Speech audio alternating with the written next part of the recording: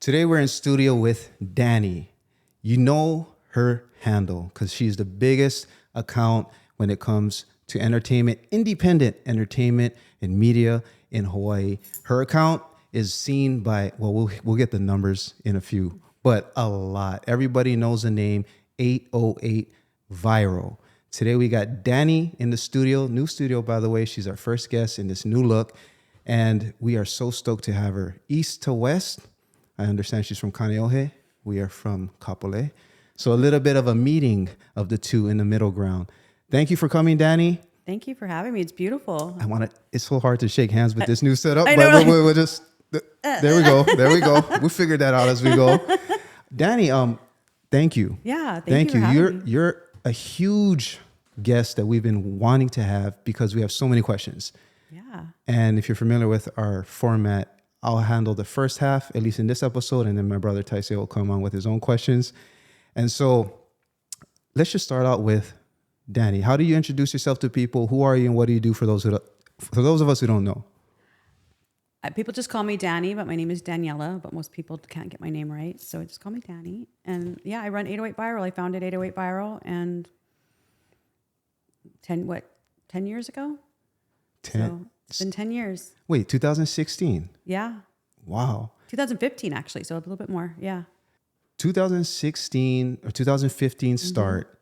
Give us some stats. Give us some numbers. And you don't have to be humble. Like, let's just be objectively true and talk numbers.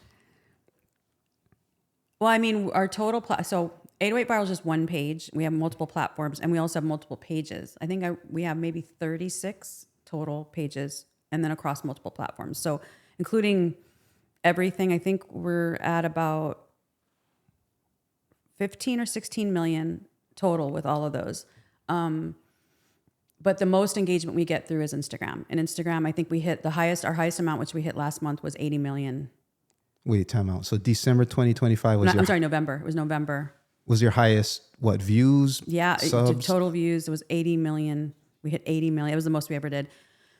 So, I mean, it usually averages about 20 or 30 million a month sometimes. If I'm not really posting a lot, maybe like 5 or 6 million can be on a low end, but yeah. What would you attribute that jump? I mean, that's a significant jump. Yeah. Was it Trump?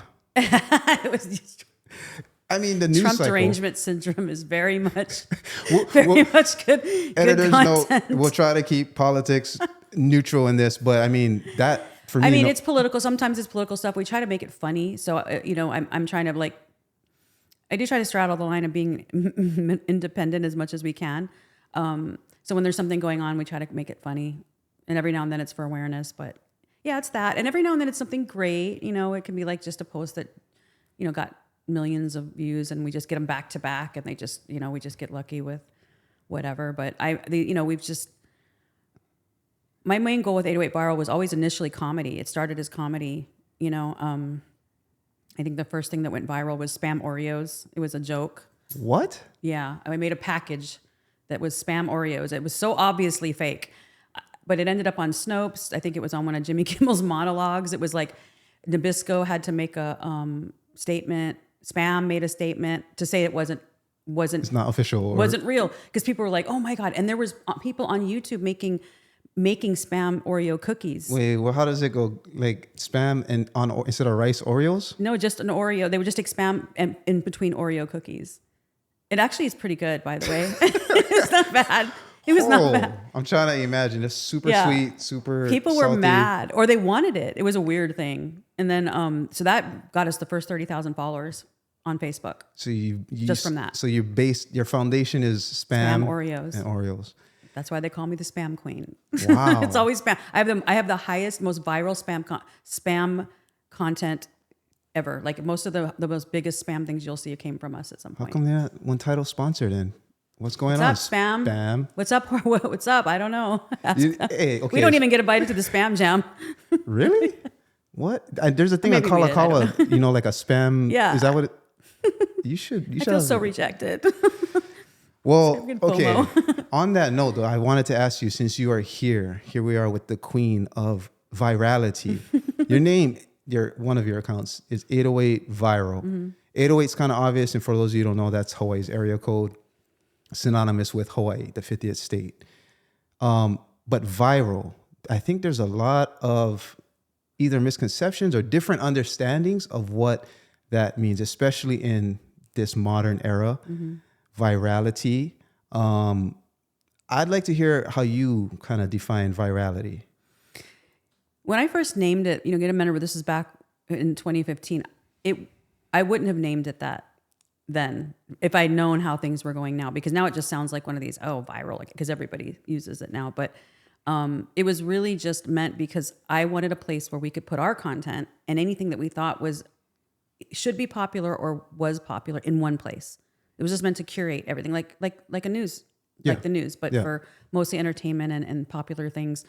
And so that's what I meant, was just the ability to have something that we could get outside of Hawaii. And we had different levels of what we considered viral. And in the beginning, it was like, wow, 10,000 is a lot. And it is a lot. Yeah. Like I'm skewed. My brain's skewed. I think 10,000 is like, oh, that's not a lot now. But, so I would be like, local viral would be 100,000. So we'd hit 100,000. We were happy. And then it'd be 250,000. And then it was 500,000. And then it's 1 million. And then it's 10 million. And then we had 1 billion. It was 500 million. And then it was just like, whoa. I mean, so it's appropriate. The word, we do go viral. We've had, I think our impressions are in the billions at this point from over the years. So when I did an assessment on it, so it really is. So it's a numbers, an infection. A number. One 808 virus. It's an infection. It's a virus. You come to the islands, you're leaving with symptoms at least, right? True. And you know what? I've heard, to put it in perspective too, I've heard in my life journey, I've spent time in the mainland in Japan, and Hawaii's a home base, right? So I have friends outside of Hawaii, is what I'm trying to say. And my friends outside of Hawaii have, sent me, we all have group DMs and stuff, have sent me 808 viral stuff. Yeah. So I know the virality has long since passed the shores, of our islands of 808. But just one on that note of virality that I just recently heard, and I was like, I got to tell Dani about this. That was my definition as well of virality, is more of a numbered based objective spread or influence or impressions, however you want to measure it. But I think it was my first million podcast. They were talking with someone who's, had viral success. And the host mentioned, you know what, that is a common definition of virality, but he offered another one, which is interesting, is it's less a numbers thing, because that can be, let's face it, that can be influenced by the platform. Meta can choose to push something that performs for their own incentives, right? YouTube, everything. But another way is to look at it in terms of how much do people spread it, whether or not it's measured and it shows up in your analytics. So it's the one like this at the dinner table, right? Like this is also virality, even if it doesn't show up. People to people, peer to peer, it's almost like out of your hands. And I feel like a lot of what you're doing is that kind of like, it's a set free kind of thing where once it's out there, you don't know where it's going to go. Never know what's going to happen. You have no control of it. Real quick, if this episode made you think of one person, send it to them. Seriously, the share button is right there. That's how this channel grows, quietly, person to person. And on that note, I had a question when I was listening to your response. You said curate. What would you say is the ratio, if you were to think about it, like of 808 virals curated versus, let's say, created? So I know I've seen you in your own you've created your own original, and we get to the whole doxing thing in a second. You know what I mean? So let's just say created and curated. What balance do you have, and what kind of balance do you try and strive for? Right now it's about 25% original, 75% curated. It's usually the other way around. And I want to get back more to that. It's just been a timing thing. And also because the climate has changed quite a bit. So I've gotten kind of a little bit stressed out about making content now, if I'm being honest. And I've been sharing this with everybody so they understand that it's not just them. We're all feeling the polarization and negativity that's happening online. That has significantly changed. One of the things you mentioned about how you're from Japan and you see it outside. One of the things I've noticed from the very beginning is we used to specifically be Hawaii or sometime other Polynesian islands or whatever that would follow us, but we have people, our metrics now are all over the world because so many people have left Hawaii. The diaspora. And it's sad because we're the reason that they come to our page to keep track of home. Right. And then it spreads there to people. So I get people all the time that say, oh, my friend's from Hawaii, my neighbor's from Hawaii, and they shared your video and now I'm following you. So it's very interesting to see the metrics shift so much that yes, we have a huge Hawaii audience, but now it's grown all over the world because we are exporting people at a mass level. So a little bit of a larger picture. Right. You're almost like a measure of how much people leave Hawaii who still feel connected. Yes. You know, we've heard Price Out of Paradise. We've heard other ways of saying it, but I'm sure your Vegas analytics are strong. Oh yeah. I'm sure. Oh yeah. I'm Vegas, sure, you know what I mean? A lot of people live in Vegas. We get a lot of people in Texas, Oregon. I went to Oregon. Oregon's great. I like Oregon. There's a lot of polys up in Oregon. What is that? I have a whole community there. In Japan, Denver, like in Colorado. I mean, it's interesting. I did some roll calls sometimes, just be like, how many people are from here? And I was shocked to see like majority of our comment sections now are local people really not living here anymore. And it also shows in the comments too. And this is what I was speaking to as far as the negativity that's happened is that we're targeted by entire bot farms that are specifically meant to come into Hawaii comment sections and disrupt. And this is a whole new thing. And some of these people are real and the threats are real. And myself and some of the other bigger platforms have experienced things that are just like I have a full security system at my house now. Our government here, thankfully, Governor Green actually has been very supportive. I've hammered every governor. This is the only governor that's like talking to me because I hammer all of the politicians at some point. But he's great. He actually wants to help. Like he knows I'm fair, and he has given me access to resources to support us. So, people at Department of Homeland Security or things like that. So if there's a real threat, we have someone we can go in and say, hey, we need to keep an eye on this is going on. Like this is a person that we're legitimately worried about, or someone at the police level that we can go to and say, hey, I had a threat here, and they'll send somebody down. And so it's like we have protection more now than I did before. I didn't need it before, and then when I started needing it, it felt very much alone. Isaac, as you know from Hungry Hawaiian, he had a Molotov cocktail thrown at his home. Yeah, we saw that. I had a dead animal left in my yard with writing on it, a whole psycho thing. Somebody actually came into my home, into my yard, and was out at my window. I mean, people take pictures of my house and send it to me. I had someone put a AirTag tracker on my car, and my phone told me, like, you have an AirTag that's not registered to you. When we found it, and it was in the wheel well.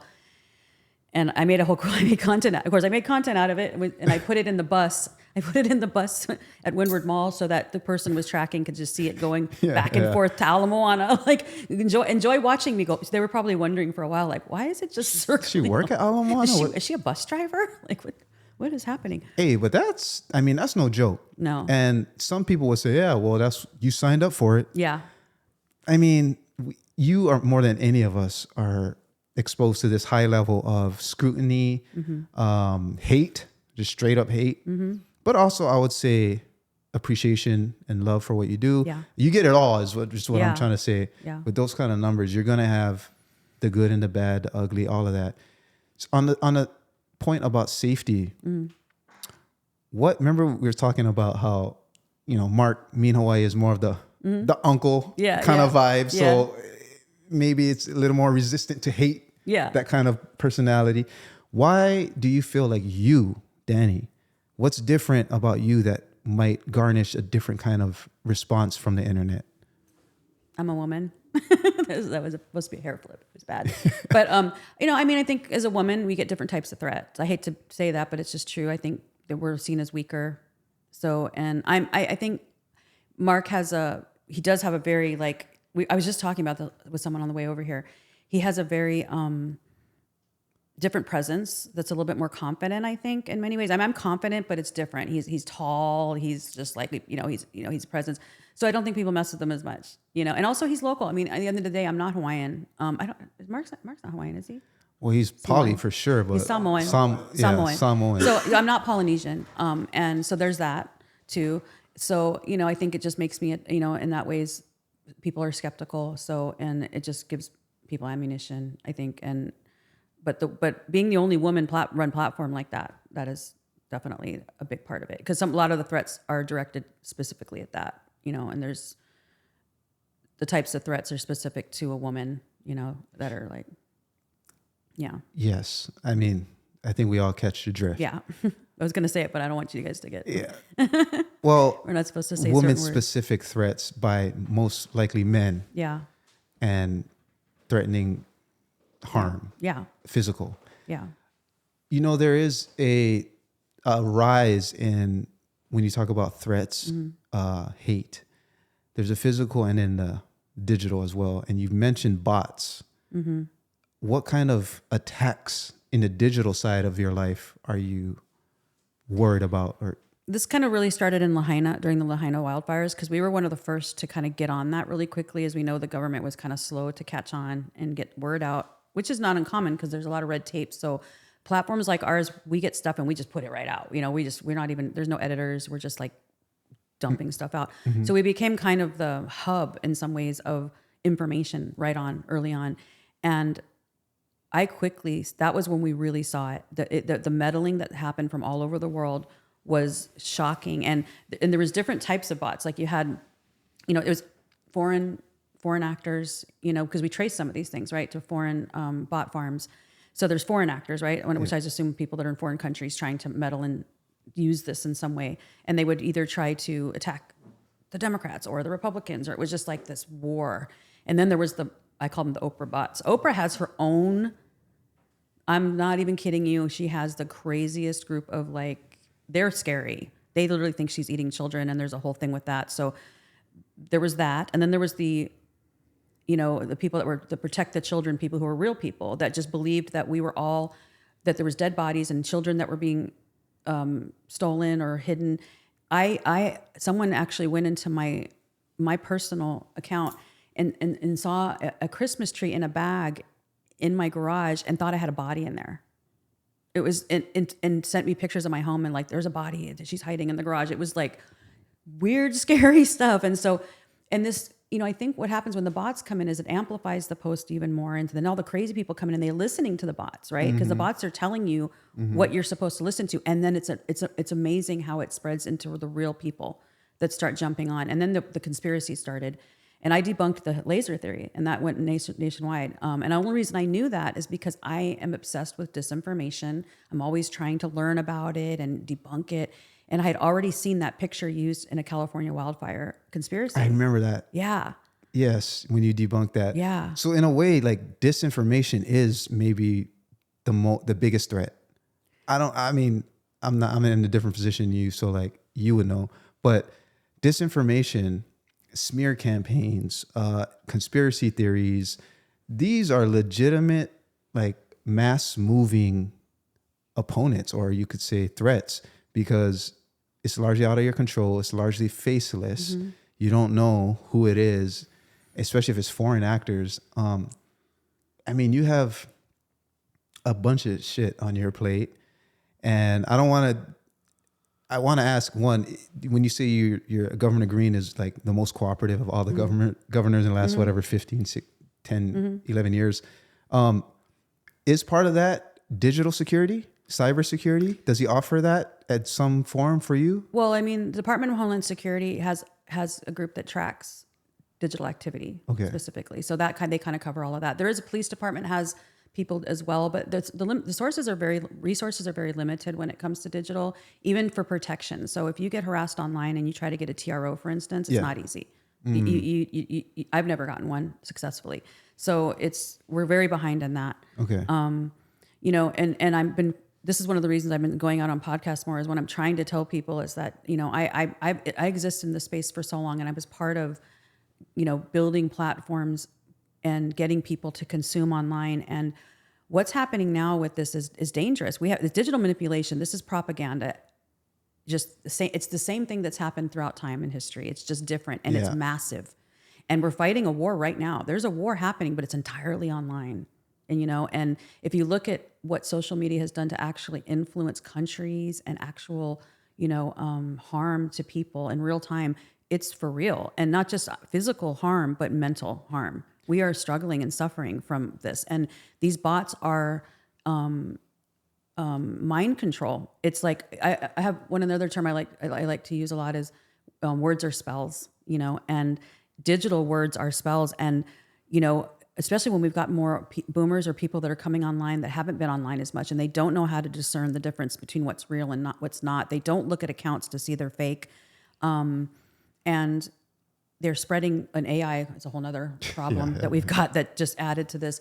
But I'm really pushing now for digital education. I just was at a hearing last week at the Capitol about AI, and I'm glad that they're having these conversations, because we need to start doing more digital advocacy to protect kupuna, to check the children and ourselves, because I can see the influence by having conversations with people I know every day, people I know in real life, people that walk up to me at Foodland at the poke counter and get mad at me over something that didn't exist. Okay, so on that note, you doxed yourself. Mm-hmm. You chose to jump in front of the camera and to identify yourself as, this is me, I'm Dani, this is my account, 808 Viral. What's the decision behind that? I mean, sorry, the decision-making process. Like, why did you decide to do that? I used to be really quiet behind the scenes, and I have a lot of friends now that I have a big support network, cultural and like professional, I guess. Some of them very, that are working government, lawyers and PR people. And the one thing they said, and they were so right, I was a bigger target when I was quiet. It's weird to say that, but when you're hiding behind things, people are going to dox you anyway, and then they're going to make up stories about you and fill in the blanks. And when you come out and they see your face, they understand that you're not as much of a threat. It invites a whole nother kind of hate, right? But people can't just make things up about you anymore. It's not, you kind of control your story more, and that's really important, because I remember people would just, to this day, the people will say stuff about me, and I'm always laughing. I'm like, wow, like I feel like a nobody, and the amount of time that people spend in making these stories, and you make me sound so much more interesting, because I'm reading this stuff at home with my cat, like this is like, I sound interesting. Like the narratives are so like, wow, I could write a book about my different personalities that you guys have created for me. It's just. So what would you say is the lesser of two evils then? Yeah, and I still struggle with that. I'm like, should I be doing this? Should I go back to hiding again? Too late now. It's too late. Hello, I know. Yeah. But also because I'm also speaking out about anonymous platforms. Okay, so that's the other problem, right? Is that I can't be hiding and being like, hey, what's going on with these Trojan horse anonymous accounts that we got popping up everywhere? And I understand the need to be private with some things. I do understand that, obviously, because we don't want threats.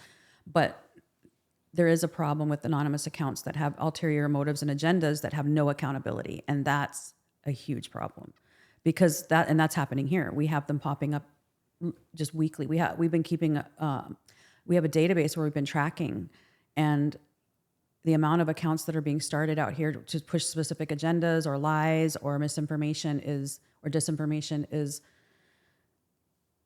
scary. So, real quick, I noticed the camo look. What are you fighting for?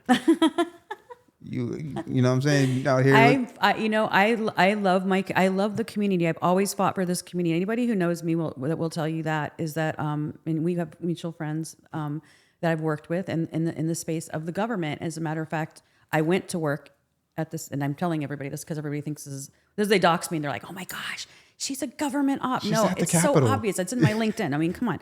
But like, I used to work at the city and county. I was the first digital liaison, which meant that, you have digital liaisons that are physically in the community. I was the first one to start an online space to where we could monitor Facebook groups and people having conversations online and respond in real time to the social media stuff that was happening, and track problems online and then bring it to the city and then try to resolve the problems. So I was the first person to get politicians verified. I set up, social media rules and guidelines, and because I knew that we needed the capability to reach people quicker than what they were doing at the time. And you mean traditional media? Yeah, the traditional media, or even the way the city and county was working. When I went to work there, I was on a computer that was, PC that was 12 years old, You know, it was like, we need to fix this. And so digital liaison, right? digital liaison and or digital media communicator. They had different titles over the years. But and then I would create things like, you know, simple things like mailing lists. Okay, people come in, they testify on a housing issue. And then we put all those people in a database. So the next time we have a bill, you want to come and testify? You know, we can send these emails out. So it was simple stuff that is very common now, but wasn't happening. This is simple stuff that any business would do on day 0 before they launch or whatever. It's like, it seems so obvious, but then to have maybe, is it because it's such a big moving government thing and this person, you know, cover your ass type attitude? Like, I've heard these things about government at large. And in Some Hawaii, of them don't care, I think. Maybe they didn't care. They're doing the bare minimum. Or did it, I mean, they had, the thing is what, these people who are sitting council members or different levels of government positions, like they have social media, or their kids have social media. They know it's there. I mean, it's so shocking to me that at the time I was there, these politicians were not on social media. Very few of them were. And to this day, there's some of them still not on or active. And it just blows my mind because there is a budget for it. You know, you can budget people into this. And I think there was a reason why they're behind too, is because to bring someone in from the private sector like me with the experience to bring a professional level of digital marketing to the city council was, who can afford to do that, right? Because they don't have that budget. So I had to take a pay cut. Like I was making less money. I cut my money in half when I was working there, because I just felt like I wanted to know how things worked, and I was passionate about change. And I did a lot. I was really happy to do it. Then I also came out quite jaded, feeling like nothing can ever be fixed. This system sucks. Why does that always happen though? I know, right? Like people want to join the beast to change it from within, and then end up being either the beast or not. They either run. They're either jaded or you become the beast. And like, you ran. I ran. Yeah. I'm sorry. I tapped out because I realized I could do better outside. And part of that was because, you know, there's rules and there's ethics commissions and you have to be really careful and everything's, you know, and I just didn't feel like at that point, you know, I had to be part of things that maybe I didn't agree with. You seem like a very, I would say, like articulate, yes, but also like as far as identity, it feels like you know who you are and what you fight for. The yes and no's come easy to you when it's time to make a decision. And thank you for that. I have you fooled. No, I'm just kidding. I mean, right? Given our, I'm starting to learn, trying to be more confident, and I just fooled you because that's not true at all. No, I'm just kidding. I think I'm getting better. you make way more decisions. Yeah. With a lot more weight, especially when you hit and share or don't share. Right. Right. So I'm curious about your process or method of choosing what to share, but I'm also curious about what that effect has on you, because not too many people are making this kind of decisions. Yeah. That's I have what's called a pono policy. I started this at the very beginning. I went to some Hawaiian cultural advisors and I asked them how the best I could serve the community in a way that was pono. And so I have kind of some pillars that I walk through of like, you know, what's the purpose of me posting this? And I try to never do anything that would harm somebody. And there always has to be a reason. It could be education, it could be humor. And it doesn't have to be necessarily positive, but you know, and I'm very, very careful to not try to generate any harm to people. Like, so that's why we don't do a lot of call out posts. You know, you don't ever see us do things like that. We don't punch down. So I don't do punch down. We don't shame homeless or anything like that. I don't try to, you know, unless there's a specific reason, we don't post things that are too divisive, meaning there's no purpose for it to be divisive. I mean, we're not doing, like, I could have way more engagement, right. You know, and I have my comment, I got criticized the other day for my comment section being limited to followers only. We do that to reduce the bots, right? If I really cared about engagement, I would keep it open, but I don't. So you just have to follow the page to comment. It reduces the hate. But yeah, it's very, very difficult. I just had a conversation with 3 very powerful Hawaiian leaders this morning about something you and I talked about the other day, which is that being non-Kanaka and having to be in a space where we have to honor the host culture and how we communicate in the way that we can best support them. We don't want to speak for them. We want to make sure that we amplify them and their voices, but also when they're divided, stay out of it because we don't want to give weight to either side, right? So it's a fine line that we're trying to straddle. And I expressed concern, and also I was asking for guidance because it's changed. There's so much division, you know. We had recently the Onipa'a parade. There was 2 parades. I didn't promote the parades this time because they were fighting. There was some kind of drama happening. And you know, anytime I share something that's cultural, there's now 10 different opposing groups that disagree with what I put out, even when that used to be a safe resource. So I've gone to the community and I said, how can we support you? And they struggled to answer this too. And they gave me some good guidance, and I'm going to readjust that. But that's also part of it, because this isn't just a page about entertainment. We have to factor into the culture aspect and what our responsibility is to the host culture. And that's why I say the Pono policy. I try to keep and share the cultural foundations here, which are so ahead of their time. I mean, Ho'oponopono is literally the most forward-thinking conflict resolution tool in the world.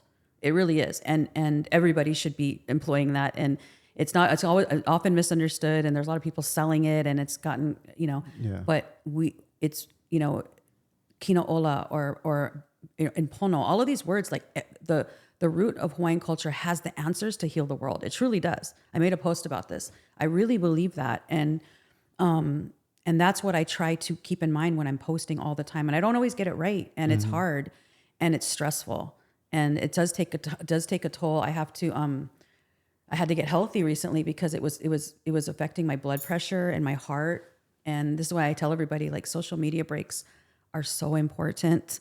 And you know, when they say touch grass, it's like you literally got to get out and put your feet on the ground. Yeah. Hey, you know what? Jumping in that ocean, there's just nothing that can beat that. It's refresh, so cliche, that therapy. It is, but then at the same time, when we do it, we're like, why don't I do this more? I do it every time I'm in the ocean. I'm like, why don't I do it more? every time. Even in our winter and it's cold, like, bruh, so does the negative, or it sounds like the positives outweigh the negatives. That's why you're obviously still doing it. That's why you suited up, doing the fight. If you got to take a break, you take a break. I love the idea of a Pono policy. Yeah. Have you made content about that? Like, this is the Pono policy. I'm going to do it. Everyone's asking me to re-up it. I talk about it every now and then, but I'm going to do it again just because I think there's been some recent negativity that's come out everywhere across the board where they're attacking different pages and, you know, what we're doing. And they forget, you know, some of them haven't looked back to see what we've really done. And I understand, because you're being told to hate anything that you see at this point and question everything you see. You should question everything you see. Question me. Check my facts, please. You know, because I can't trust anything either. I get fooled all the time. Pono policies, the idea of Pono policy and making content around it, or at least statements, making it clear. One uphill battle you have is just the volume of content you have. Yeah. So even if you make one post, even if you're at a 25-75 ratio that we spoke about earlier, like there's that. But I noticed you have other accounts, you have a website, there's other ways to go about it. You're on a podcast run where you're making this statement more. So the thing I want to get back to, which is important to us, is the non-Hawaiian in Hawaii, which is what we are. And there's going to be the Hawaiians in Hawaii or Hawaiians outside of Hawaii who have something to say always, as we experience at our own varying levels, right? And your point about there's not a one voice. There's many, many, many. In fact, it's splintering more and more as we go through time, it feels like. Yeah. Like when we were born, our age, there was more of a single, you could say, sentiment maybe. Maybe it's because of media and everyone can say whatever they want now. But like, I do feel what previously might have been this much pressure, now it's like multi-angle pressure, just because we are non-Hawaiians in Hawaii who love Hawaii. Right. And there is a certain amount of people who listen to us. Right. And so in that kind of kuleana as an ally, you could say, I'm liking it to this whole idea. For me, personal story is born and raised in Hawaii, went to Portland, Oregon, very liberal, very blue, during the 2000s, and went to Portland State University. And at that university, we learned about larger picture things, gentrification, redlining, bigger social factors that move crowds and identities. And then I kind of, through that, could look at Hawaii through a lens that saw well, Pacific Islanders. And you could say similar things with Pacific Islanders, how we're kind of fractioned and there's separate voices. In that specific time that I'm talking about in Portland, Oregon, it was a lot more cohesion between the Samoans, the Tongans, the Micronesians, and we kind of clicked up as the minorities. Right. Even me as a just from Hawaii guy, but not Polynesian, right? Yeah. I was in that group easy, low friction, lots of collaboration. Yeah. And then Community. and then in Portland, Oregon at the time, then it's obvious too. Like, well, let's look at the other communities, the Hispanic communities, the Black communities. For me, being half Black, the African nations that had representation in our multicultural student center, very tight, collaborative. Your event is when we coming, type of thing, right? This we're minorities, but we're clicking up. And so I think about that in terms of, okay, what about here then? Where's that clicking up energy that I was used to in my experience, where we gravitate towards each other and welcome in the non-us, the theys, we include them in. And I feel like there is so much opportunity for that here, and it's deeply rooted. It's more of a recent thing, it feels to me, in my experience, of like the click up energy has decreased. And as a non-Hawaiian in Hawaii who loves Hawaii, that's something I seek, is that kind of, we're not the same, but maybe we fight for the same thing. Yeah, I love that you're saying that. And I think it's up to people like us to try to start bringing that community back, because it used to be like that, where we weren't nitpicking about, well, what are you? Oh, you're Samoan, but also you're Haole. Oh, she's got a Haole, or, oh, he's Filipino. Not really, and it's just, it's like the identity politics has divided this community so bad. Identity politics. Yeah. Identity gatekeepers. Yes. Self-appointed identity gatekeepers. Yeah. I mean, this is obviously a huge thing, a can of worms, but it's something I know that sits on your heart, sits on my heart. How would you identify yourself ethnically then? This is always a complicated question to answer. It's, so I'm Sinti Gypsy. And people know it's called as Gypsies, but I'm Sinti, which is there's different types of Gypsies. So I'm a Romany Gypsy basically, and that means that it's classified as Indian Asian. So basically, Gypsies they believe we're mythical creatures like unicorns, but we're not. We're an actual culture. And actually, what I like to tell people, and why I relate so much to the Hawaiian struggles, is I come from a family of activists, very famous ones, and I'm the granddaughter of concentration camp survivors, and our people were pushed out of northern India, so we were basically lost our land. And so I always say, if you want to know what a person looks like, a people that looks like who's lost their land, you just look at Gypsies. Because we got pushed out all over the world, and that's where, there's different types of clans of Gypsies, and we had to integrate, and then our language was diluted, and then now we can't speak to each other anymore, and we became, very xenophobic and cautious of outsiders, and started attacking everybody around us, and then we infighted, and here we are. Infighting. The infighting Loss is of land what really identity. killed us at the end.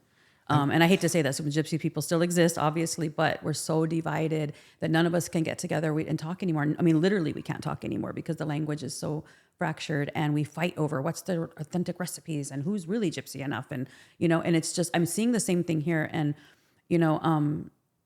the benefits of that the Hawaiians have right now is that we didn't have social media at the time all this was going on. There wasn't, now more education's coming out. People are understanding, okay, they're this is where they came from. This is, this is why our flag has, similarities to Indian flag. Because wait, what's that? That's my tattoo. This is the Romani chakra reel. And it's, you'll see this on the Indian flag as well. And you'll see some Gypsies that have this. And this is, we honor our family members that survived the camps with these tattoos. And so you'll see the similarities even in our language with Hindu and Indian culture. So when I was tested, my blood, it shows that, Indian roots and then across Persia and all of that area as we migrated out. And I was the first in, I think, the world to get a scholarship as a Gypsy, to be recognized as an ethnic minority, to get a scholarship in college. Wait, what college is this? This was in Colorado, Metropolitan State University or Denver, or University of Denver. Wow. So, I mean, shout out to them, right? University of Colorado. Yeah, it was the Reicher Scholarship, the Reicher family. Okay. And they recognized, because, you couldn't go and say I'm a gypsy, because you could go and get scholarships as being Hispanic or African American, but we were just like, you're not a real person. But there was research done, and when they were like, wait, but they're from India. And so I was able to go in as a Sinti with the Asian classification, and then I finally got a scholarship. And and so it set a precedent for other gypsies to get college scholarships. So yeah. Wait, so you Asian? Like, yeah, like Indian Asian, yeah, like. Gotcha. Yeah, I have to clarify because I'm not it, but yeah, like, and that's a big misconception because people don't understand what I am, and my name's Daniela, so they're like, are you Hispanic? Because gypsies named their kids Hispanic names. My mom's name's Rosita, my cousin's Mañana. The reason why is because a lot of cultures, including Native Americans, named their children like Hispanic names or other cultural names because it was less hate for us to be considered Spanish than it was to be a gypsy. Little history lesson in here, right? Yeah. I mean, we all are a balled up version of history, right? And we overlap here and there. And that, I mean, shoot. Yeah. Thank you for educating me. Yeah. A lot of people don't know. They don't even understand what a gypsy is, and they didn't even know it was a real thing. But what is hard, I think, is everybody like, I'm proud of my culture. You're proud of your culture. How do you keep your cultural roots, but also not us divide each other by that? Because that's what's been happening, and that's a foreign thing, right? Because especially what's here in Hawaii, a lot of what's happening right now, all this division and people trying to classify each other and hate on each other, that's coming from foreign influence. That's not coming from the culture here that was started. And when we look at how many people have migrated out of here, how do we, I mean, it's going to be up to people like us to try to keep that going, right? And this is why on my platform, I'm constantly trying to do that. And I've reshifted the focus of, let's stop attacking tourists and haole so much, because we forget there's a lot of positive haole influence here too. Quite a bit, actually, in music and everywhere. And so I'm trying to do better, because I don't want to do that and be like, all haules are bad. Anybody, and even defining the word haole and what that means, and not making it just that anybody that's not from here is bad, because we have a lot of people here that do care and doing a better job at that. So we can encourage more people to do that and to have more community. I want to start doing more community events. I mean, right now I do work with like the Kailua Fall Fest and the Kaneohe Night Markets. These markets are great because they bring people together in real time. No politics exist there. We're not getting, none of that hate's happening. I see people who talk shit to me online, and they're not talking shit to me now. Sometimes they're even being nice to me. And wait, are these events that you started? No, this is, so Benton did the events, but he brought me in as a media partner. So sometimes Mark is too. Is that bearded dude I see on your YouTube channel? Like, who, you got a team? No, that's Valen. Are you thinking about Valen? No. Oh, no. There's another. Oh, James? Maybe it's James. James Mane, the comedian. He's Shout 7 out- foot yes, Samoan. yes, That's James. Yes, my bad. That's James. I mean, shout out to your team. Yeah. They're great. They're the best. And I have the best people around me right now. They took years to get there, but oh my gosh, I trust them and they're such good people, and they care, and we do so much in the community. And so what we're trying to do is come up with things like, we want to start doing like barter events, Barter Town. No we cash, do Barter no Town. money. What is that? You remember Barter Town? Nobody remembers from like I know Road what barter Warrior? is, but Or, like, you guys don't remember like Mel Gibson, and they had Bata Town with Tina Turner, and she was like running Bata Town. 2 men enter, 1 man leave, and they would have like, you don't know this? I know I missed me. Sorry, you gotta go missed watch that it. reference. You gotta go watch it. But anyway, Barter Town it's basically like, well, it's this is post-apocalyptic vibes, but I mean, it's like where you go and we start learning how to barter. There's places like this in the mainland where they have apps that show you what's worth what. You bring a bike, you get 30 bananas or whatever. Like we got to get back to stop using money and bartering the things we have, right? And I'm trying to figure out how to put these events together, because that brings community, and we can start helping each other, because it's going to get worse.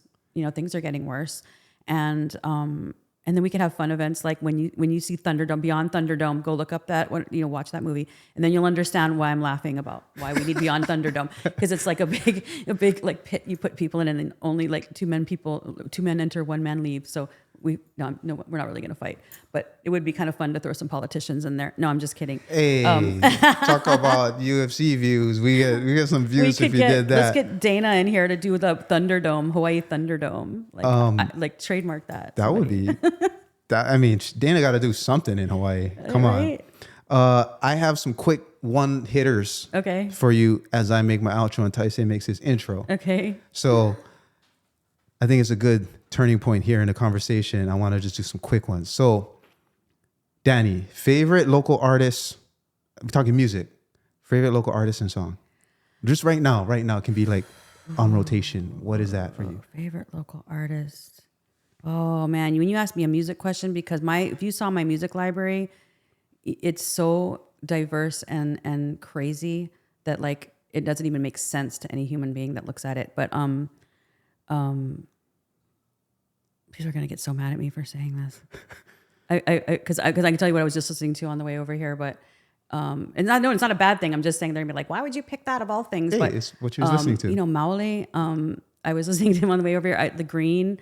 I listen to a lot of classic stuff. I love Cecilia Nicopono. Like I go back to the C&K days. Like I really like a lot of classic stuff. Brother Walter. Right on. You know, and then also reggae stuff. I know it's not local, but I'm really like I was at Gregory Isaacs on the way over here because if you grew up here, you listen to Gregory Isaac. Night Nurse. Pato Banton. Best thing about AI. Oh, we can try to keep it. I know we can go on it, but like, what do you think? Best thing about AI? It's when you're using the right way, it is a time saver. Time saver. Organization. Worst thing about AI. It's fake and it's fooling people and it's wasteful. Dream vacation. Africa. Ooh, where? I don't know. I can't check. I can't decide, but I want to go to Africa. Nice. Dream collab besides spam. Because I guess, or they got a dream. They got to collab with you for all the work you've done with them. Which is spam. Oh, spam. But for you right now, like, what's your dream collab? Oh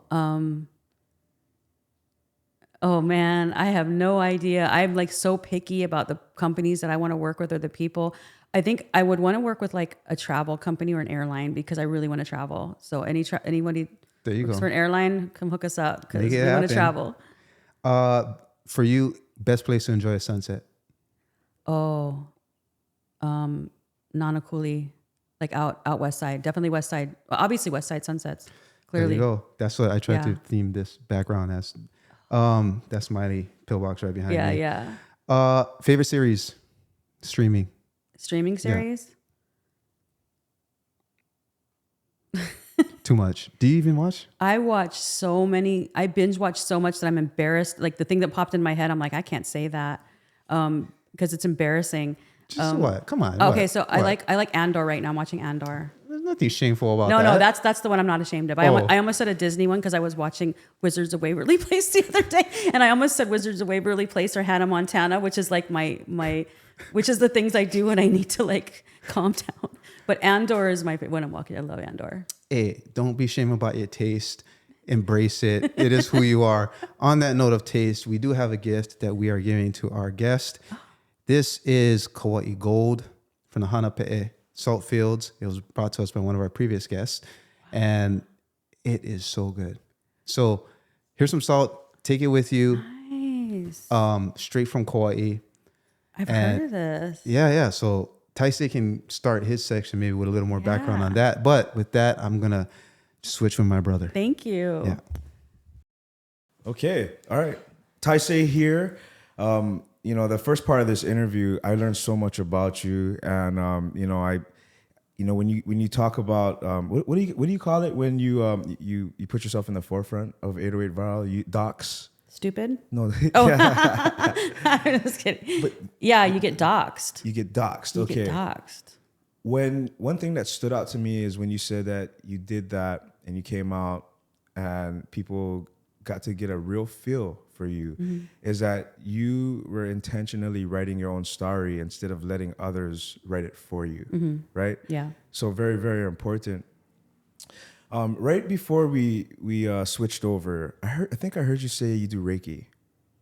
They do what? Reiki? Did I hear that right? Oh, I was saying reggae. Oh, I like reggae reggae. music. Oh, yeah. No, I like reggae music. I grew up on reggae music. Oh, okay. So do you know what Reiki is? Reiki? Reiki. It's yeah. Like energy healing. Yeah, energy healing, yeah. But I thought that maybe you said that because I was kind of relating it to you being a gypsy. Oh, yeah, no. I mean, I don't do that. I do energy type healing, but similar, but not like that. But yeah, I absolutely believe in healing energy, and different types of healing energy, and not to get all woo woo on everybody, but like, like even crystal energy and just even intention. Like a lot of it is intention. I'm realizing so much now, like being very careful about my space and who's around it. And social media is a massive form of energy that goes into us that you have to offset. It's kind of like you're eating McDonald's all day, Yeah. right? And if you're not exercising, you're in trouble. Interesting. Well, with that said, what's your screen time look like? You said nothing's off limits. I can share mine too. It depends on what you mean. Like by screen time, do you mean like my overall being on the phone or just like weekly. on Instagram weekly? You know how you get that report that says you spent... I don't even look at it anymore. I'm afraid. Okay, I can tell you that it's definitely better than it was. There was a point I kept track of it because I was like, holy crap, I'm on like 12, 13 hours a day. So I think I've drastically reduced that. And I have a friend that grabs my phone every now and then to be like, what have you been doing? And he'll check my Instagram and I'll be like, wow, you're only on 35 minutes today. And I'm like, yeah, that's good for me. But yeah, I'm definitely, what's yours? About 4.5 hours a day. Yeah. Oh, that's good. That's not bad. No, I mean, that's not great. I mean, nothing is. Yeah, but that's a lot considering there's 24 hours in a day. Right. 10 hours of that I'm at work. Right. And then I'm also sleeping for 6 hours. Yeah. So 4.5 hours is like a lot of my free time is on social media, and a lot of it is attributed to the project that we have, the BrotherLee time. Right. We're asserting ourselves or cementing our place in the social media world, in terms of being interviewers and providing information, extracting information from people that really understand their purpose, like you, like Mr. Mean, Brother Mark Taleai. And so I wanted to ask you what your thoughts as somebody that we respect in terms of what you've built on social media. What do you think about the BrotherLee Time project? This is why my favorite podcast, and how you like what I love about it so much is, first of all, your aesthetics are amazing. I love how you guys put this together. Very, very professional. And I like that your message is, because it's very people rooted. Like you, when I've watched your interviews, you really get to the bottom of who people are. And that's why I chose you guys as my first podcast, because it's important that when I come out into 2026, that I want people to see what's real and have an authentic connection with people that are generally curious about other people, and that you're looking to see what people are doing that's helping the world and trying to make the world a better place. And that's where I'm at. Oh, wow. Yeah. Because, with over 400,000 followers just on Instagram, you have a lot of responsibility, a kuleana. And I think that the evolution from when you first started to where you're at now, you're evolving in your own right. Yeah. Right. With what you choose to post, what direction you want to head, how you want to help the community that you're a part of. Yeah. 5,206 subscribers. And we got here organically, just two brothers from Hawaii doing our thing. If you have access to connections, capital, infrastructure, and most importantly, belief in what Taisei and I are doing with this channel, and you want to see us grow without turning into something fake or contrived, fill out the connect form on our website that's listed below. We check every submission, and if it makes sense, we'll reach out. Thanks for watching. Back to the episode. It brings up an interesting thought in my head, because I'm from Honakaihale, 96707, right? And then I went to school in Eva Beach, but now I live in Waihoa, and I've lived in Waihoa for like 14 years. My kids live there. The area code that you rep, and when you say you're born and raised, right? And then how like Hawaiian people are so protective of where are you from? Yeah. Right. And then sometimes I think if spending as much time in Waihewa as I have for 14 years, is there ever a point where I could rep 96786? Yeah. And as on local brother, that answer is no. I'm not Exit 8. I love Exit 8. I love Waihewa. I love the air, but I'm going to forever be 96707 boy. Right. Yeah. So are you a Kaneohe girl? 96744. That's my core memories are there. I caught bus by Windward Mall, and every day I went to St. Francis. Oh, you St. Francis? I went to St. I know. I went to St. Francis. Yeah, that was where our home was. And for a short time, we were at Schofield, I remember, but very short time. And then we were in Kaneohe, and that was that. And then when my parents sold the home, they went into an apartment for a little while. And then when I went to get my home, I tried to get one in Kaneohe, and I ended up getting one in Kailua. So now I'm having a really hard time. I'm having identity crisis because I spent a lot of time in Kaneohe still, you know, but I'm technically 96734, and I don't want to admit it. And because I'm right by Waimanalo and Monowili. I'm kind of like in that, you know, and I'm like, I kind of claim Waimanalo. I'm like, I'm Kailua, but I'm kind of Waimanalo because I can throw a rock jacket at it. on, huh? Yeah. Huh? That's why you get the yeah, jacket that's right. on. Like, please don't hurt me, guys. I know I'm from Kailua. I'm not like that. We're on the outskirts. And I live in an older neighborhood too, which I love, right? I live in a neighborhood that's like still not gentrified. It's like still all the whole families that have been there forever. And so far we're, you know, it's very different than some of the other neighborhoods. So I still feel that like country feeling there. And we, you know, but What, Kaneohe's your neighbors been- still wave at you? Huh? Yeah. We know all our neighbors. Because I tell you right now, where we stay right now, if I went outside and I would wave at somebody, they would. Who is that? Yeah, exactly. You know, that's a crazy. Do you notice that like driving is a whole nother thing here now? Like what? Like They how don't. people drive? They don't let you in anymore. There's no shakas being thrown. I don't see that anymore. Nah, is I that see a 'em. West Side thing? Maybe I you see guys have it on the West Side. Where are you driving? Because like Everywhere. if you're driving in town, like yeah, maybe a little bit. I think because I lived in town as well for a Yeah. little bit, but in Waihewa, today on the way here, but check this out. Okay, I'm passing Walgreens, coming out of Waihewa, and there's a military appearing because Schofield is right there. Man and woman, husband and wife, and they're coming out of Walgreens, and you know, I'm local brother. I see them, and I could have just kept going, but I was like, nah, this is what we do. Go ahead, you guys. And then I saw for a split second the decision that the guy made in the driver's seat to throw a shaka back. And and his shaka wasn't natural, but the feeling that he had when he did it, his wife was kind of like, oh my God, are you throwing a shaka? And then he was like, I'm throwing a shaka at a local that's letting me in. He felt some ownership and some pride of the Aloha spirit right there. You know what I'm saying? And it was a great moment for me as a local brother, letting when Holly go. It's all good, brother. He probably wasn't what he was expecting. Because you know, in the mainland, when I've been in the mainland, people aren't quick to let you in. It's different. Oh, it's very it's impersonal. do or die. Yeah. Oh, I gotta fucking speed up. if I see you coming. Yeah. Like it's like that's a whole nother thing. You get petty when you're like that. I'm like, I'm not letting anybody in, and it's like. I remember I had to adjust to that when I moved out there, and I remember, this is kind of fun. I don't have to let anybody in. I'm gonna like, and then when you start getting like, it's like Road Warrior, you know, it's like a whole nother vibes over there. You know what's interesting is the psychology behind that, because for somebody that is so accommodating and welcoming and hey, brother, go, sister, go, but put that person in that environment and watch how they have to adjust. Yeah, because it's do or die.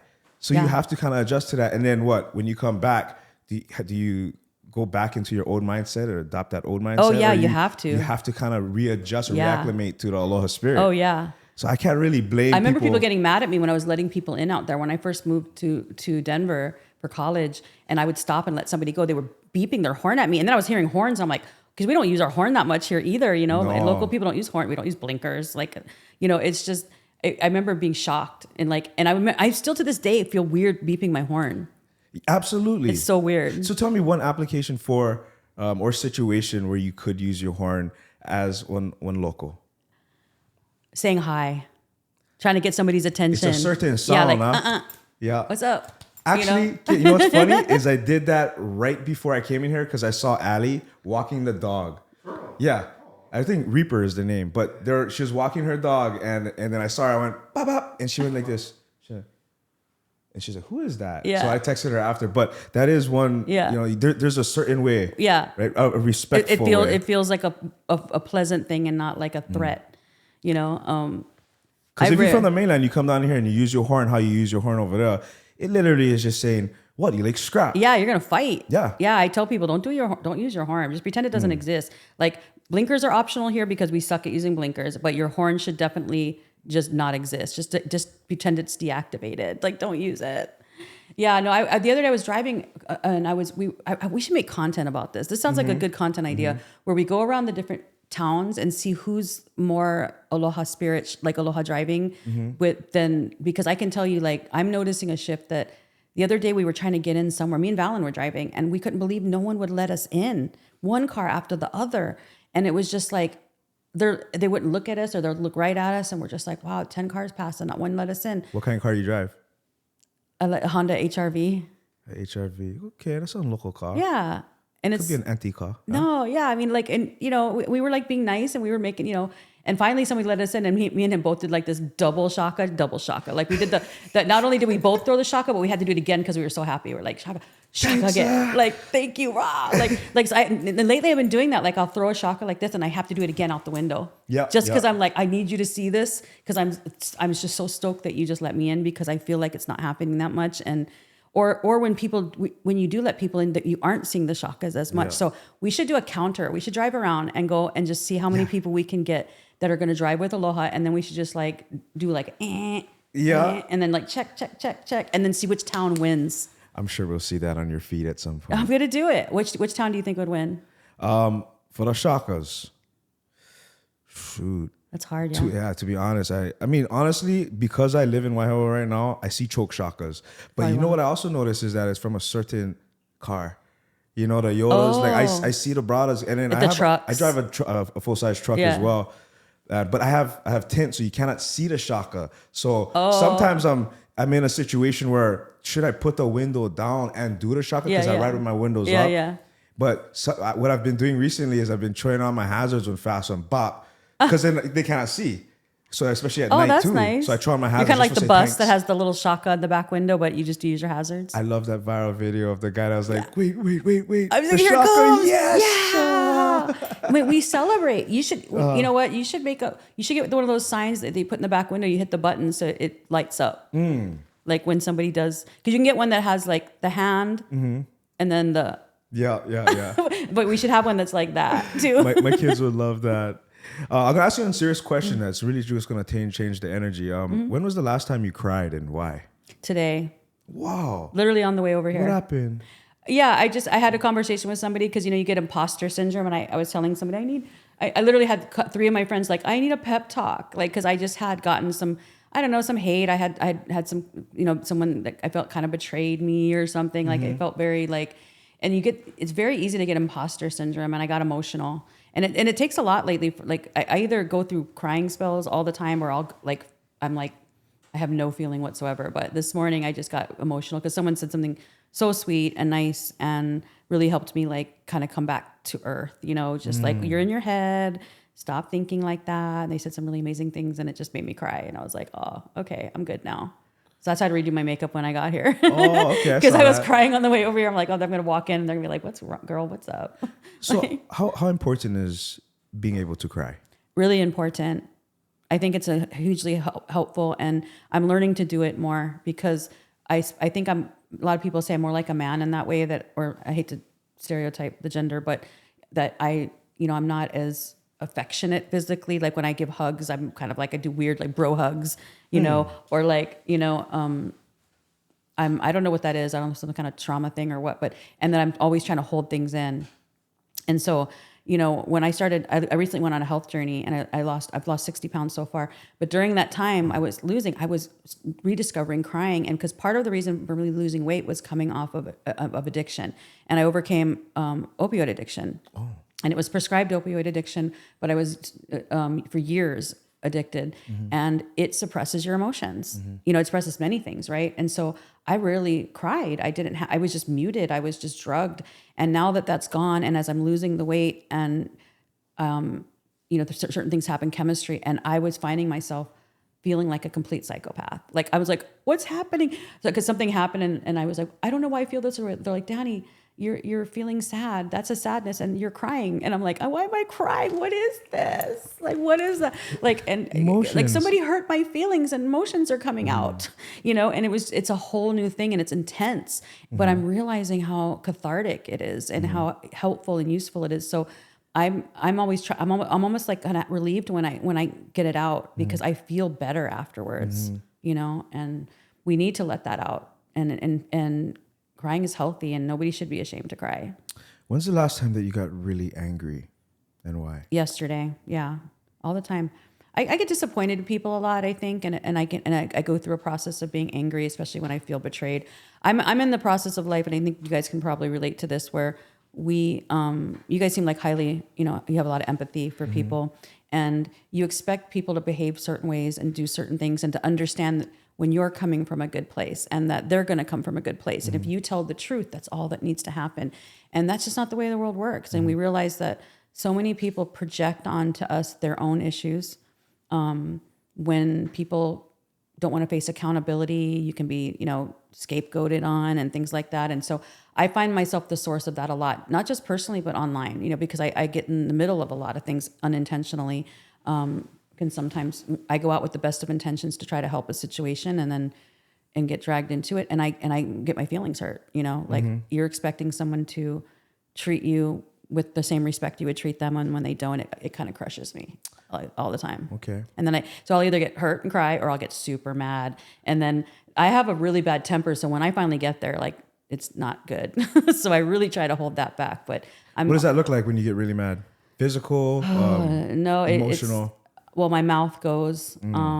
Yeah, I can definitely like cut deep when I'm ready. Like, I can say some things, I can go there.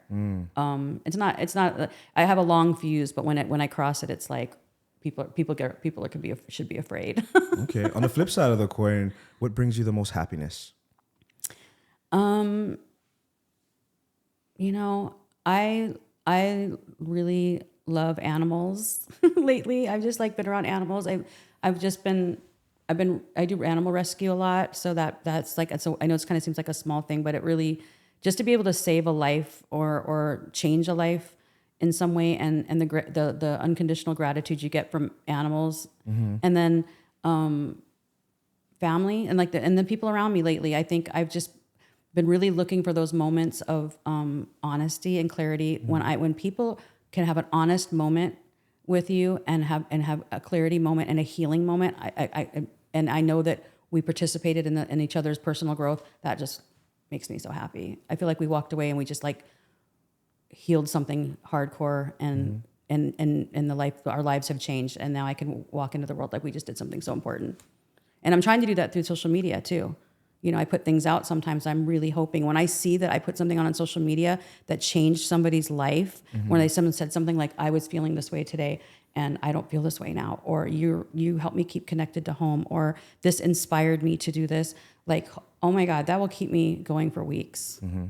I saw you post something recently about the recent influx of suicide content. Yeah, that was a hard one. Yeah, I could tell in your emotions Yeah. and the way that you were talking about it. So, I've been kind of vocal about this. I don't always talk about it, but I tried to commit suicide. Yeah. And it makes me super emotional when I actually talk about it. But Yeah, same. you too. Yeah.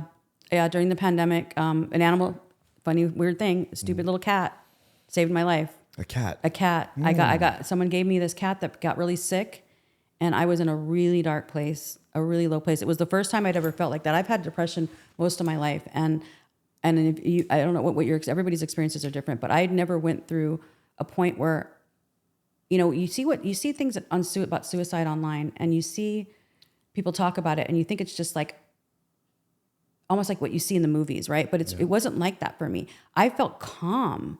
Like I had just resolved one day, like, I think I'm done. I think I've done everything I need to do here today. And everybody's going to be great. And they'll get over it. Because, when people die, they'll all move on. They'll be sad for a minute, but everybody moves on. And I'm going to just wrap up all my affairs. And I started cleaning out my closet. It was a very calm moment. I wasn't crying. And I remember thinking, am I supposed to be calling a suicide hotline? That doesn't feel like I'm going to do that, because I don't want to. It was the weirdest feeling for me. I felt just like, I'm ready. I don't see any future. I couldn't see past today. Yeah. You know what I mean? And I was like, I have nothing to look forward to. I'm done. I feel satisfied that I've done everything I'm going to do. And I spent a week cleaning my closet out and writing down all the things for my family and my passwords, and here's what you got to do, and giving instructions. And then I went and did a will. And you know what saved my life? Then the cat comes in, my friend. I think she recognized that I was in something was going on. Yeah. And she's like, Dani, I need you to watch this kitten for me. Can you do me a favor and just take this kitten?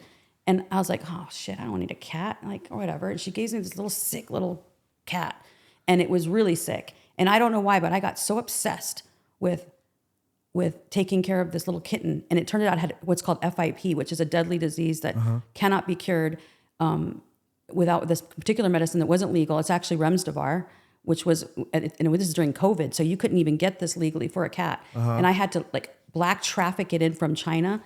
Wow. It came in like undercover boxes. It was a whole operation. I went on this weird psychotic mission to save this kitten. And I had to give a shot to this kitten every day for 84 days.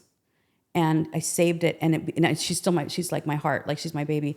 But like something about that focus and then the process of me getting ready and organizing, and then all of a sudden she came into it, and it was like I had control suddenly, and then the switch was off. It was like I had hope again, and something changed. It was the weirdest thing.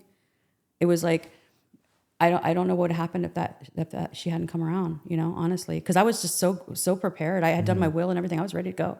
I was just trying to figure out how to do it. And I don't know what your process was, but I was like, okay, I can't really commit. But what's going to happen? Am I going to go to hell? I saw what dreams may come. I don't want to end up in a ground like how that was all scary. And so what if I just made it an accident? Or I was thinking of all the things I was going to do. I couldn't even figure it out, Interesting. So, I mean, thank you for sharing that, for one. It's a very vulnerable story. What kind of support system you had in terms of humans, relationships? How do you have people that you call your best friend? Yeah, I have best friends. I had people around me. That's the craziest part. I could have reached out to any one of them, but I don't know what your experience was. I don't want to get I know it's hard to talk about, but it's easier for me now. I couldn't talk about it before. It's easier for me now, but I didn't want to burden anybody, and I knew that they couldn't do anything anyway. Yeah. Because the only thing, what starts to happen when people are around you, when you go to them, when you're struggling, and I've had this happen recently, going to people and trying to explain to them, I'm getting this hate. This is what's happening.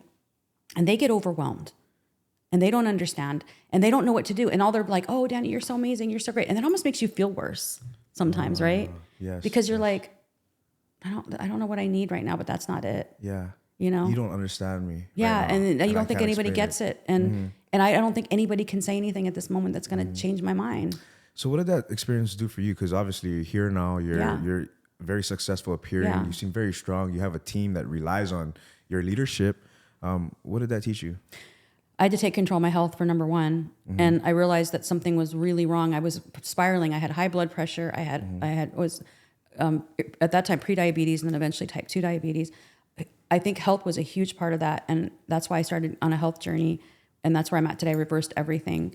My mindset is completely different now. And I think a lot of that was also coming off of opiates. It took a long time for my brain chemistry to regulate. But now this is what I always say. Everything that's happened to me, it's because I think great stories happen to those who are supposed to tell them. Yeah. Right. And so, because we have empathy for it, and and how are you going to speak about something you don't know about? And so all of these. That's why mental health is part of my platform too. That's why when I said that story, I felt so sad, because I see what's happening to people around me. I have, and the way that I've taken control of that, I've stopped trying to save the whole world. And now I pick a thing. There's a woman in Kailua. She's a homeless woman. I take care of her. I go check on her. I bring her food. I do what I need to do for her. I have the pets that I'm, the animals that I'm caring for. And I have little things, projects.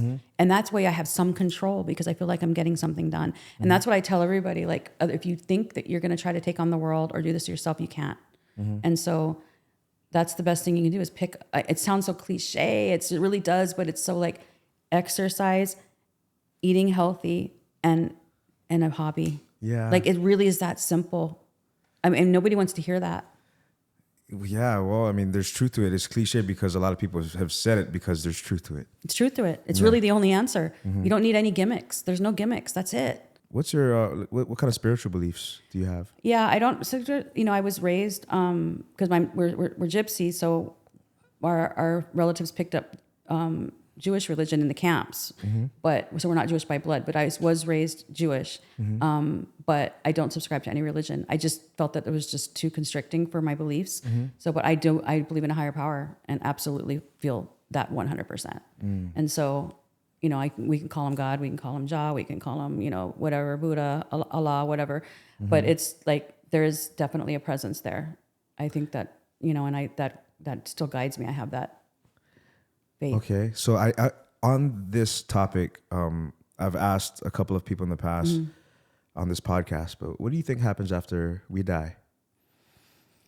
I think we've been here many times. I think we continue to come back. I think we choose to come to Earth. Earth is like a battlefield for how we learn, and then we go somewhere else, and then we choose to keep coming back. Mm-hmm.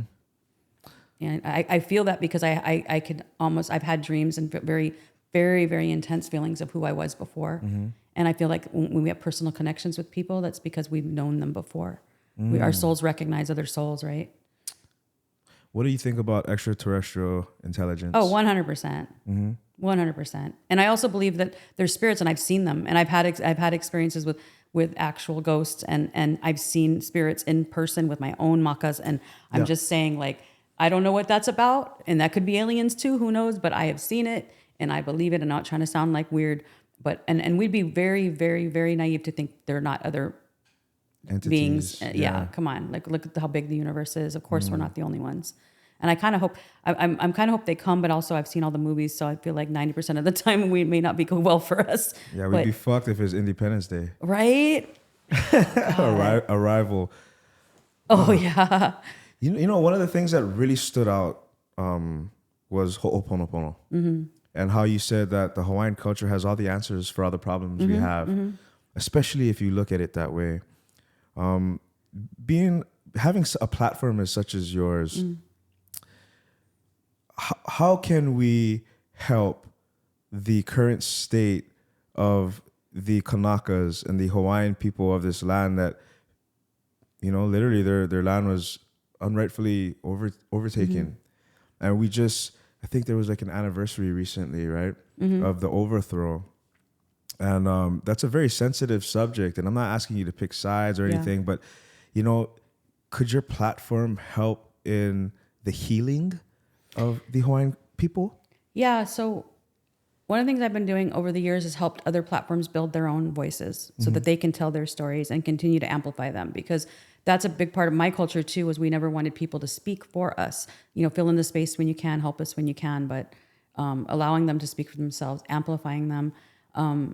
I actually had conversations with multiple kumus just this morning even, and asking this very question, because I had to say, how can we help now? What is our kuleana here?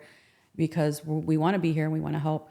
And their answer was quite simple too, was you yourself need to get back into the community and root yourself into a project, whether it's like a civic club or, you know, go and make lei or, you know, go do weaving or go do hula or something, just so you can, you know, get back in touch, work the lo'i or something, just something so that you're back in touch with the aina and with the people on the ground level. You know, because I always say that there's two types of Kanaka now, right? There's the rooted Kanaka, and then there's the modern Kanaka, right? Like people like Kamaka Diaz, right? Who's online, Havani Rios, Kumuhina, who is also rooted, but she's also modern Kanaka because she's online. And so they're the forward facing ones. And then there's the people you never see.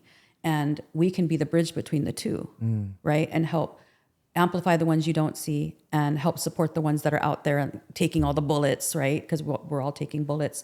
And I also am realizing that we're in a place of privilege in that we can say and do the things sometimes that they're exhausted to do, right? And I call it, I have a term I coined called haole-splaining, because sometimes we have to explain things to haole as a haole, because the Hawaiians are tired of explaining who they are. And I know this myself. I have to constantly explain my culture to people. It's exhausting. People question you, and then they literally question you about your own culture. Well, you know, you can't be da-da-da-da. It's like, are you kidding me? Like, am I having this conversation again? You know, and I see Hawaiians constantly having to explain what happened to them, who they are, you know, and so we can help with that. You know, I get the messages and we keep continuing spreading that message for them. And I am trying to personally not contribute to so much. I'm trying to bring more of the core values back and try to get people to see that a lot of what's happening online is foreign. Foreign ways of dealing with things don't apply to this community. This community is so unique and precious. It's different, you know, and we are applying a system that's made for a mass communication with communities that have very significantly different moral values than we do. And so we have to ourselves, and we can't depend on the platforms to do this, but we ourselves have to start setting better guidelines. And by maybe amplifying more voices who know how to do that, so we can start saying, these are the kupuna have the answers. look to the kupuna who have the answers. Okay, how are we going to agree to start doing things? We can't doing things the way we're doing now. I've never in my life seen people calling other kumus out. I've never seen people, the disrespect that's happening in this community amongst each other because of social media. I've never seen that. Yeah, but it's hard, like I think with modern Hawaiians and what we've found in interviewing a lot of respected and knowledgeable Hawaiians and actually living amongst them our entire lives because we were born and raised, right? Is that there is somewhat of an identity crisis. Yes. Who are we, right? And westernization has led wants Hawaiians to believe that you're American now, right? And then they also live in an American westernized society on their land that was taken unrightfully. Yeah. So it's like there's an internal conflict within every single Hawaiian, and it's just what it is. Yeah. But to bring that to the forefront and to nurture it and be there and console and just to be aware of it, I think is a start for healing in a new way in modern times. Right. I got a couple things for you. Where do you want to see 808 Viral go? I'm trying to go a little bit more worldwide because, like I said, I do feel that Hawaii has the answers to so many of the world's problems. I mean, other Hawaiians have said that. Multiple Hawaiians have said that. And so I've actually been I'm going to be asking a couple of the Hawaiian advisors that I've been talking to help me coin some messaging so that we can start consistently putting that out more, right? And finding kinds of content that will reach people outside of here so that we can be like, but we also have to like live it here too, right? Yes. So I'm trying to I want to start communicating more to the visitors here because the Hawaiians know what to do. Okay, they already know what they're doing. So the visitors here and they've told me they're confused. They don't know what's going on and they're afraid. They're like, oh, but we don't want to make anybody mad and we're not sure what to do. So trying to do a better job at communicating to the people that live here now, which is, let's be honest, significantly more outsiders now than insiders. And we can see that now when we have pages that are anti-Hawaiian. I mean, I never in my million years you could have told me that an anti-Hawaiian page would exist that's doing well. And it's bigger than some of the Hawaiian pages. Huh? I never even seen them. Yeah, I'll tell you, I don't even want to like promote it, but I will tell you the page.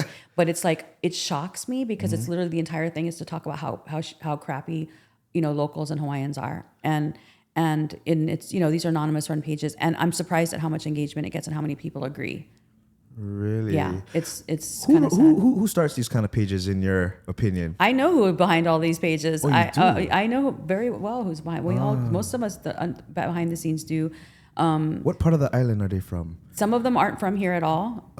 Some of them live here sometimes, and one of them's was from Nanakuli but doesn't live here anymore. Nanakuli. Yeah. You're confused, my bottom. I know. It's so sad. It's so sad. It's so sad. Yeah. But like, and it's not, they have their own beliefs, I guess, whatever. But like, it's just, and some of them are straight up not here from not even from this country, so, but there's a few that are, they remain anonymous for a reason. I understand remaining anonymous because you have to expose certain things that you can't be a target. I get that part. But some of it's just straight up like, this is not good for this community. And that's honestly, like, there's one thing you could not like me. You could say all you want about me, but one thing everybody knows, including the people, my critics will know that I'm fair. Like I'm never go out and do anything to intentionally harm a person. And, that my whole goal is to try to make things better because I'm literally have such a trauma response that I want to save the world because I don't want anyone to suffer and I don't want anybody to feel bad. And I struggled with depression and I'm trying to keep myself happy. So we have this tendency to want to go save the world, right? To make everybody else happy. So there's like, my whole agenda is to try to make this page like the beacon of when you come to Hawaii, you learn everything you can here. And it's positive, and you're not going to see some, there's other pages to go to other things, no disrespect, but there's other things to go. You want to go for crime, you want to go for drama, you got that. But here you're going to see a little bit of everything, right? Wow, you're a story of hope, even for me, because, you're making a living doing what you're passionate about. And as time goes on, that mission is evolving, and we're seeing that right now. But I do want to end on, before you tell the people where they can find you, tell them about all your pages and whatnot.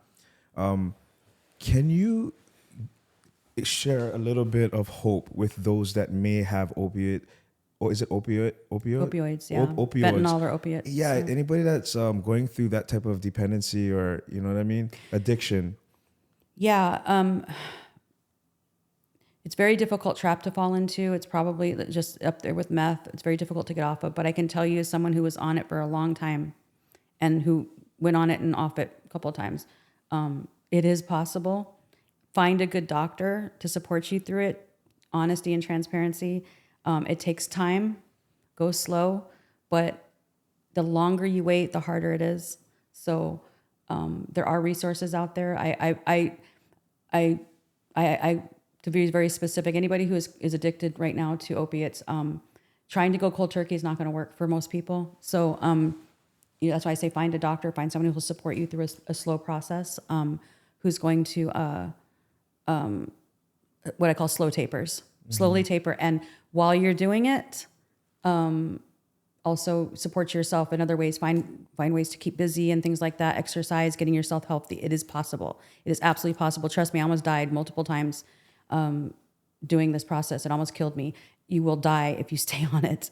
It will kill you. It will rob you of everything that you love and care about. So the sooner you start, the better. Yeah. Thank you. Is that depressing? I'm sorry. No. We experienced every emotion Okay. in this talk.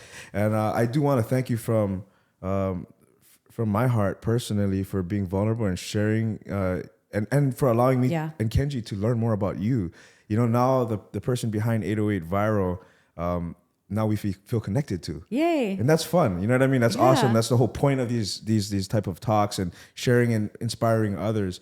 Can you, if you have any last things that you would like to say, please do that now and look into your camera and then also tell the people where they can find you. Okay. You can find me. It's 808 Viral at 808 Viral on most of our platforms. And I would invite you to come and please take a look at our content and send us things. We want more positive content. We're trying to do some good things in the world. And, would love some more feedback. And anybody who wants to support us and helping the community in any kind of way, hit us up on our DMs. All right. Dani from 808 Viral. Thank you so much, sister. Yeah, thank you. Awesome. All right, so we wrapped up the podcast, and as I forgot what just happened? I asked if I was talking too fast, and I said because I'm a fast talker, and I told him that I literally broke the world record for speed talking online, and he was like, "Show me." So. All right, so we wrapped up the podcast, and then Dani. So I'm gonna read. She mentioned that she has a hidden talent that even the Guinness Book of World Records was interested in. My stupid and pet she trick. said, she said, did I talk too fast? And she's like, I won the world record for speed talking. I was like, what the fuck is that? And I was like, is that when people? So we need to see an example of this. I'm reading lyrics to something that I haven't read before, so hopefully I can get through this. So I might have to do it a couple of times. Okay, you're gonna recognize this. His palms are sweaty and he's weak, arms are heavy, the vomit on the sweater, mom's spaghetti. He's nervous, but on the surface, all calm and ready to drop bops. But he keeps on forgetting what he wrote down to the whole crowd. Goes so loud, he opens his mouth, but the words don't come out. He's choking how everybody's joking now. The clock's running out, time's up and blow. Snap back to reality. Opie's gonna grab rabbit. Opie's gonna grab it. He's choked and he's so mad, but he won't give up that easy. No, he won't have it. No, his whole back to these ropes and it don't matter. He's dope, he don't know it, but he's broke. He's so stagnant. He knows that he's gonna go back to his mobile home, and that's when it's it back to the lab again. Yo, this is all Rhapsody. Okay, yes, that was very fast. And that was your first time reading it? And that was my first time reading. I could probably go faster. Wow. Did you know what I was doing? Yeah, Eminem. Palms sweaty, mom's spaghetti. Yeah, you heard spaghetti, of course you knew. Bruh. Was that good? Was that fast? Do you want to do it again? No, I think that was that. That was I mean, can we Run it back, I run it can do back, it run it again. back. Okay. You gonna play it back? Well, we wrote it, so we Yeah. You want me to just keep doing? We do it again? Yeah, do it again. Okay, we take a breath. Okay. His palms are sweaty, knees weak, arms are heavy. There's bomb on his sweater, all around mom's spaghetti. He's nervous, but on the surface, he looks calm and ready to drop bombs, and he keeps forgetting what he wrote down, and the whole crowd goes so loud. He opens his mouth, but the words won't come out. He's opened his mouth, but the words won't come out. He's choking now. Everybody's choking now. The clock's run out. Time's up and blow. Now snap back to reality. Oh, there goes gravity. Oh, there goes rapid. He chokes, is so mad, but he won't give up that easy. No, he won't have it. No, he won't hold back to the ropes. He don't matter. He's dope. He knows, but he's broke. He's so stagnant. He knows when he goes back that his mobile home. That's when it is. Back to the lab again. Yo, this is old Rhapsody. Hey, let me try that real quick. This is just so you can see. This is my first time ever doing it, and I rap. Okay. Let me see. Here, my glasses. I know. I don't wear glasses, but I need them. Okay. His palms are sweaty, knees weak, arms are heavy with his vomit and sweater already. Mom's spaghetti is nervous, but on the surface he looks calm and ready to drop bombs, but he keeps on forgetting what he wrote down. The whole crowd goes so loud. He opens his mouth, his words won't come out. He's choking out. Everybody's joking now. The clock's run out. Time's over. Blow. Snap back to reality though. Oops, there goes gravity. Oh, there goes rabbit. Oh, he chokes so mad. But he won't give up so easy. No, he won't have it. Nah, I can't. It's so, that was pretty good though. That's all right. I mean, you did good. I do rap, but I mean, shit. Eminem has always been like, yeah. You know what I mean? We picked a hard one, to be fair. No, sometimes I'll read off the back of like Tylenol bottles, or someone will give me like a bottle of like a prescription bottle, and I'll do like all the symptoms that could happen, you know, when you take a drug. You know those commercials? Yeah. It's like, they speed read right through it. So sometimes they'll give me that, but yeah. Damn. But when I did Hamlet's soliloquy, it was faster, but yeah. I kind of have a go-to one if you want to, like a go-to script. Yeah. Do we do Hamlet's soliloquy? Yeah. Okay. That's one you know, right? And that's one I've done before. I haven't done it in a minute, but yeah. Hold on. Can you retain the knowledge when you do it? That's okay. I used to be able to remember all this stuff because when you memorize it, it's even faster. Yeah, but like because reading it slows you down. But I haven't done it in a while, so. Because is this a different talent or related to when those people who speed read books? Yeah, so it's different. I mean, I can speed read too. I mean, I can read fast, right? Hold on. To be or not to be, that is a question. Whether it's a noble mind to suffer the slings and arrows of outrageous force, to take arms against the sea of troubles and opposing them, to die to sleep, to more to sleep away, and the heart aches 1,000 natural shocks, the flesh's hairs, a tis consummation, to devoutly to wish to die, to sleep, perchance to dream. Aye, there's the rub, for that the sleep of death, what may streams may come, when we have shuffled off the mortal coil, must give us pause, there's a respect that makes calamity so long life. For who would bear whips and scores of time, to the pressor's wrong, the proud man's contumely, the pangs of despised love and love's delay, the insolence of office and the spurns, the patience of merit, and unworthy takes, when he himself might be quiet as take, what a bear bodkin, who would bear bartle break, to grunt and sweat under a weary life, but that's the dread of something after the death, the undiscovered country from those who born. No traveler returns puzzles at will, and make us rather bear those ills well, and not to fly others that we may know not. Thus conscience does make cowards of us all, and thus the need to find resolution, the sickly the pale cast of thoughts, enterprises of great pitch and moment, with those regarding the current trains of time, lost the name of action, soft you know, though fair affiliate imp in the prison, be all my sins remembered. I'm dizzy. That's like cardio. And you know what's funny? Like when you do it, when you actually see the video that I did of it, people were like, first of all, I thought it was on high speed, which it wasn't. But then they were like, well, you didn't really pronounce all the words. And here I clearly didn't. But on the video that I did they slowed it down, and I did pronounce all the words. It's just so fast that your human ear can't handle it. So I'm curious as like, how could this talent be useful in like, you know what I'm saying? Like, cause it's cool as fuck, but I like if you can exhaust people with it. It's kind of fun. Like if you want to try to argue with somebody and just start talking super fast, and then you wear them out. You should be a lawyer. Yeah. You bring me in as a weapon. You'd be like, hey girl, I need you like to break, this person's annoying. Like we need them. Just go and argue with them. Don't even say anything. Just like rapid fire talk to them, and you wear them out. So, and also just being, like I can do the commercials for drugs. Oh yeah. Right. We can read off the like 5,000, like symptoms that you could get if you take that drug and get it done in like 10 seconds. It's true. I can be an auctioneer. I can auction like cattle. There you go. And cars. Auctioneer. Thank you so much for watching this interview. If anything in this video made you feel something, please share this video with someone you think would feel the same way. This channel is a product of two brothers born and raised in Hawaii, using our skills, our story, and our growing network to unleash our creativity. For us, being creative isn't optional. It's a duty. We've got some incredible interviews and creative projects coming up, so be sure to subscribe so you don't miss what's coming next. Thank you so much for your support. It means the world to us. Hope to see you in the next one.